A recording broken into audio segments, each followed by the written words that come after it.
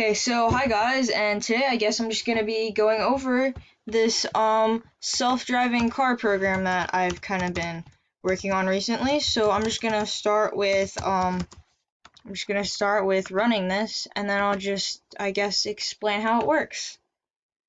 Okay, so I've loaded in this video. I have it so that I can also use my webcam, but then that would just be recording me, and that's really not gonna make a whole lot of sense in the situation. But so what this is doing is it's just drawing, it's finding those lane lines like when you're driving your car, and it's outlining those. So the reason this I just have right now, I guess I can delete this. This is just for test purposes. But the first thing that I have to do is basically I'm converting this image, or in this case a video, I'm converting this into like a grayscale so that it has the black and the white values. And what that does is it makes it a little bit easier to see the lines. And since like I'm doing this on my laptop right now, it also cuts down on the processing power, which can get pretty heavy. Okay, and then I just have it so press Q when it quits. And you're probably like, oh, Myra, how does this work? Well, I'm about to tell you, so you're in luck. So basically, the first thing it does is it converts it to grayscale, right? And then we process the video. Now, we also I use this algorithm called the Canny detector. And basically what that does is that's what it's used to detect, like, where to do the line. Like that shift from the white to the black, and it's used to give them, like, the edge where that line is being drawn. And then another thing you need to do, which is all like it's referred to as noise, which can be an issue with all edge detecting algorithms, because you want to make sure you're drawing like where the line is supposed to be, and that you're distinguishing between that. And then you're checking like the thresholds between those values. And now you need to know when to like segment the lane area, or where the two are most effective. And so how, I guess, a way you can do that, or how I did that, was using the Huff transform. So basically, in like the normal coordinate system, if you can't tell, I brought out MS Paint, which that's how you know some explanation's about to go on. But in like the normal coordinate system, like you'd use in math, you'd use the equation y equals, I can't write, but anyway, mx plus b. You know how this works. You've taken those math classes in middle school, whatever. So basically how Huff space works is you would represent, so let's say a line with an equation y equals, and we'll just say 5x plus 2. Yeah. And then we can graph that line. I don't know, you guys understand how lines work.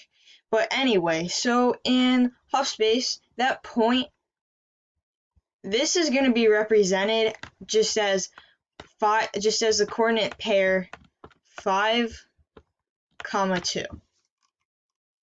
Now, if instead of a line, we have to plot a point like in the normal system, coordinate system. So, for example, let's say we have a point like 2, 12, right? It can be passed on by a lot of different equations, like 2x plus 8, right? Yeah, 2x plus 8, and then like 3x plus 6. So anyway, these again points, these would be 2, 8, 3, 6. Hopefully you're getting the... So anyway, if you were... I'm just going to do this like this right now. So let's say we have a Cartesian plane right here. There's our x, there's our y. Let's say 2, 4, 6, 8, 2, 4, 6, 8. Now let's say Huff space, we have one. I'm just gonna sorry, and we're just gonna have it as our M and our B.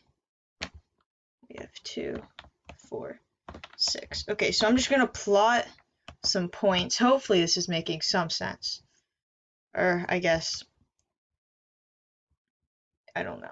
So anyway, basically the point you'd have on here, you're gonna end up with a line. It's gonna look like that.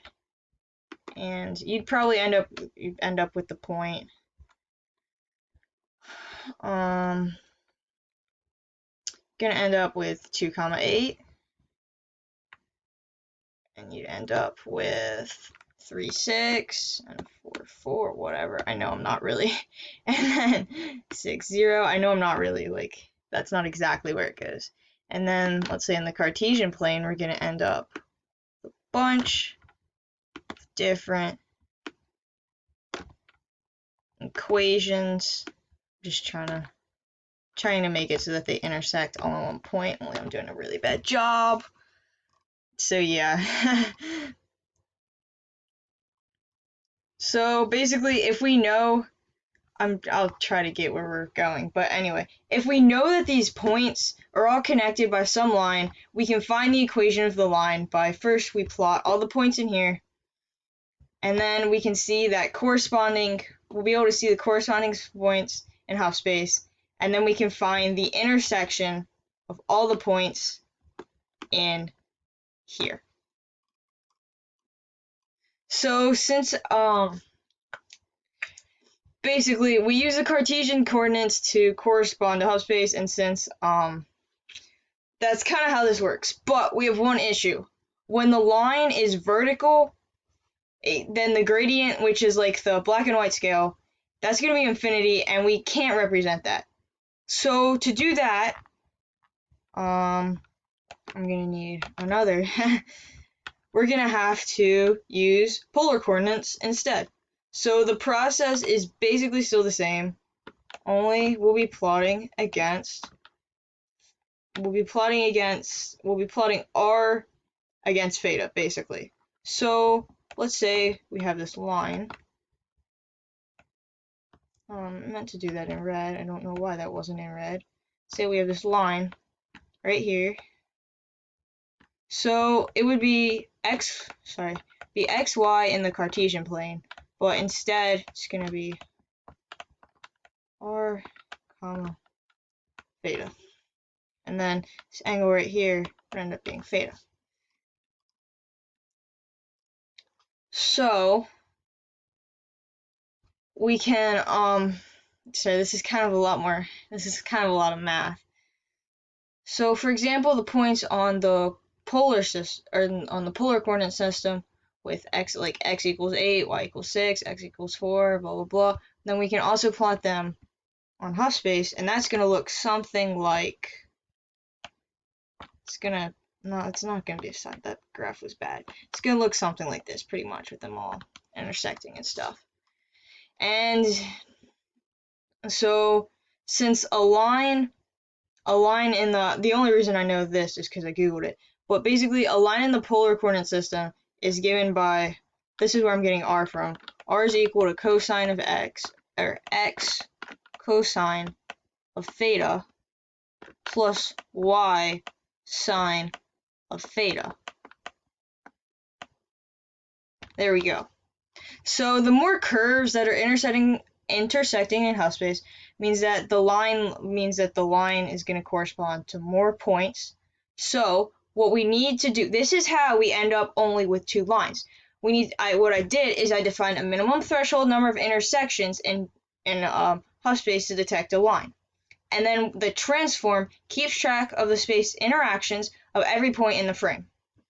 So then we identify the line. Each line is giving corresponding theta and R parameters. So we're applying this to only identify 2 straight lines, which are giving us our left. I'm just going to call this left, and our right lines. And then basically what happens is it's just visualized as the 2 green lines. So yeah, and then and then we come up with another problem, which is, let's say we have if we have our curved lanes or sharp turns. So a way we can do this is we can use a convolutional neural network. So basically how a convolutional neural network is, it's one of these neural networks. Have I explained neural networks? I don't know.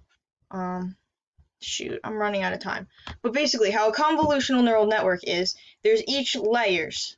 And basically each layer receives input from the layer that came before that, and then it applies convolutions, and basically we have this activation function, and that sends the output to the next layer. So it's basically how the neural network works with nodes and layers, and you're sending data through each layer so that it's processed.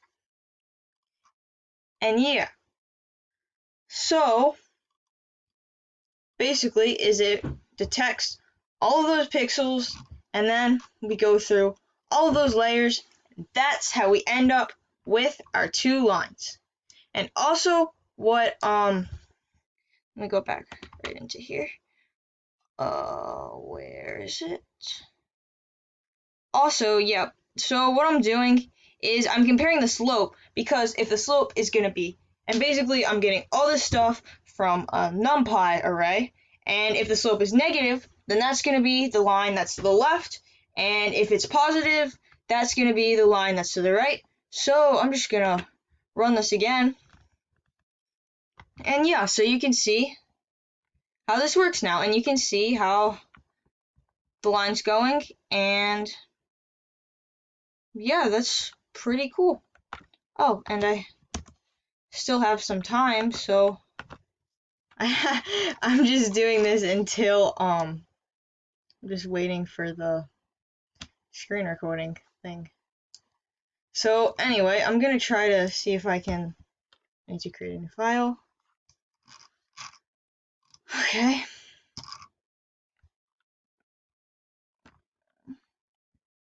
File. New. Okay, so I'm just gonna briefly, don't save. So basically how a neural network works is you have all these layers, right? And so like this is gonna be your first layer, and then you have like your embedding layers. Usually you can have 2 or however many, and then you have your output layer,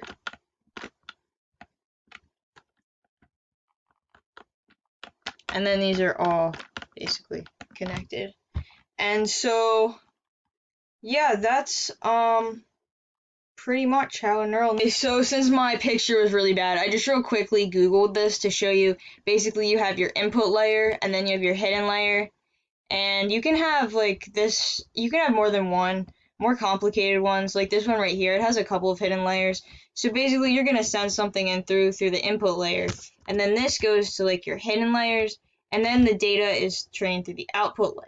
Basically, again, how neural networks work is that's machine learning. So like it's learning as it's going. So like if it makes a wrong choice, then it goes back to this layer, or like if you have a bunch of colors and it's looking for red.